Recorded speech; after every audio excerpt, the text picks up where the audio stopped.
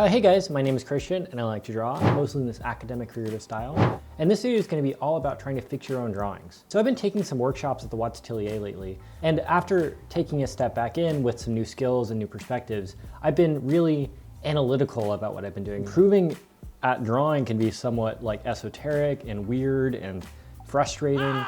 And every time I give advice or I'm critiqued by somebody, the advice is always something along the lines of just return to your fundamentals. We're going back to work on fundamentals. Like return to gesture and structure and separating light and shadow into a very clear and distinct value pattern. The workflow or the set of things that I usually look for when trying to either critique myself or critique someone else is something along the lines of just basic fundamentals. And the fundamentals include things like boxes, spheres, and cylinders. These three shapes are the building blocks of everything that you'll ever draw ever. And it's really important to try to nail down whatever this is specifically. The way that you interpret this is the way your style comes out as an artist. When I look at my drawing, things that I'm happy with is some of the value structure. I like how the anatomy is working on the scapula, the overlap here of the rib cage, and in terms of the things I don't like, I think in general,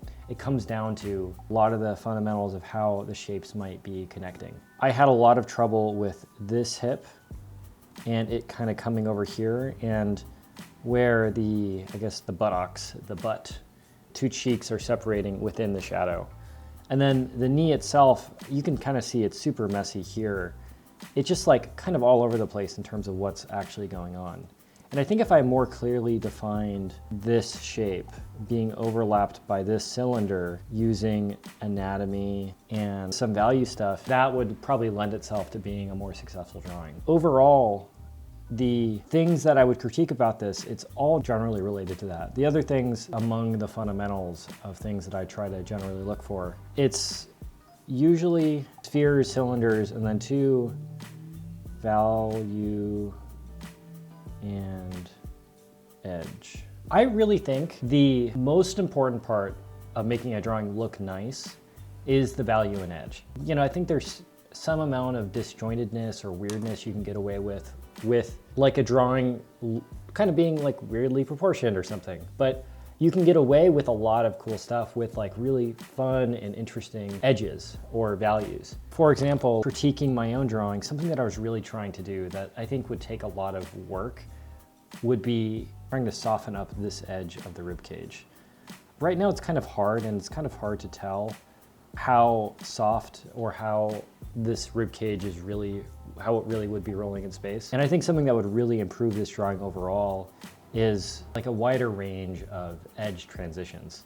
If I were to switch up brushes here to purely something super soft, you can already kind of start to see how adding just a basic soft edge right here really starts to roll that form a lot more. One of the most frustrating things about working traditionally is that I can, execute this stuff fine digitally, but then traditionally, those same skills that you have in another medium, they just won't translate, in terms of like muscle memory. The way that you get better at that particular thing is lots and lots of practice and lots of just throwing down edges and lines. Like you'll see a lot of people talking about just general basic drawing exercises, and those include things like just throwing down line.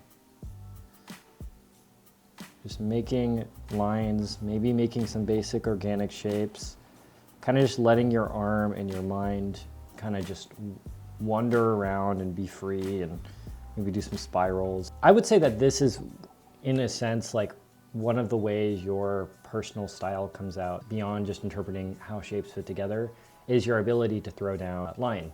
For this, I think that, again, there's a lot of really cool stuff that I'm proud of, but there's a lot of messiness and like accidental things happening with the way the forms are kind of reading and how the lines are kind of thrown down. Overall, I'm pretty, again, happy with this as an outcome. The proportion and all that stuff I think is actually pretty close. Like there's not really much wrong in that department. Things that are missing and the things that are kind of making this drawing weaker than it could be. It always goes back to primitive shapes and how they fit together, and a subtlety of line and value. And this drawing itself is kind of all over the place in line quality. It's sort of messy and all, kind of disorganized.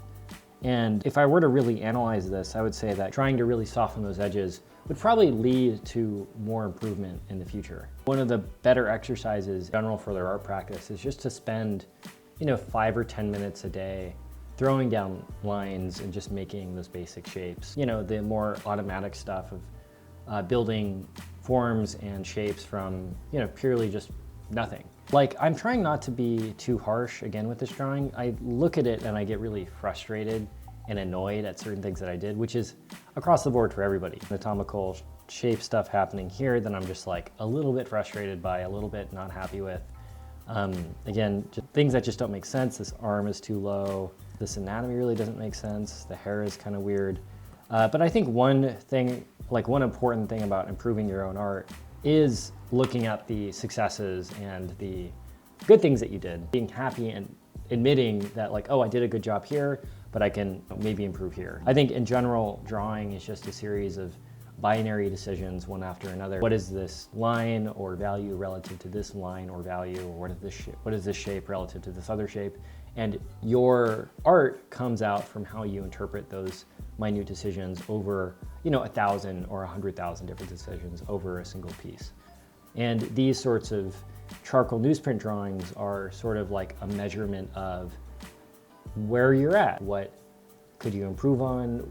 What are you really strong at? And it gives you that immediate feedback over 3 hours versus, 100 hours of an illustration or something. Moving forward, I think when it comes to me trying to improve this, the homework that I would probably give myself if I'm doing a bunch of pages of just throwing down strokes on a page, getting used to seeing how the charcoal performs on that medium. I hope this video was useful for some of you guys. Go ahead and like, subscribe, and comment. It really does help me out. Sorry to be that YouTube dude, but if you would like to learn from me, I have a mentorship. We meet twice a month. We talk about your art. It's an hour each session, critique and feedback, and if that sounds useful or interesting to you, go ahead and check out my Patreon below.